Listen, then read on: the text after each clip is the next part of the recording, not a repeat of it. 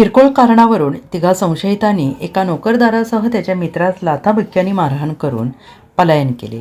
ही घटना सोमवारी रात्री 9:15 सुमारास धामणी रस्त्यावरील व्यंकटेश तीर्थ सोसायटी समोर घडली। मारहाणीत महेश मारुती ऐवळी वय वर्ष 35 राहणार नवीन वसाहत, उत्तर शिवाजीनगर, शाहू कॉलनी, विश्रामबाग, सांगली आणि त्यांचा मित्र ऋतिक संपूर्ण नाव आणि पत्ता माहीत नाही जखमी झाले आहेत। याबाबत विश्रामबाग पोलीस ठाण्यात नोंद करण्यात आलेली आहे। या घटनेची माहिती अशी, फिर्यादी महेश ऐवळी हे एशियन रेडिओ हाऊस येथे सोनी इंडिया प्रायव्हेट लिमिटेडचे सेल्स असोसिएट म्हणून कार्यरत आहेत। महेश आणि त्यांचा मित्र ऋतिक असे दोघेही सोमवारी रात्रीच्या सुमारास दुचाकीवरून धामणी रस्त्याने निघाले होते।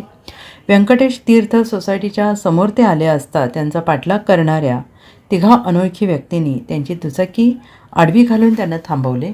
यावेळी संशयितांनी खाली पडलेला मोबाईल का उचलून दिला नाही या कारणावरून वाद घातला। तसेच महेश ऐवळे यांना लाथाबुक्क्यांनी मारहाण केली।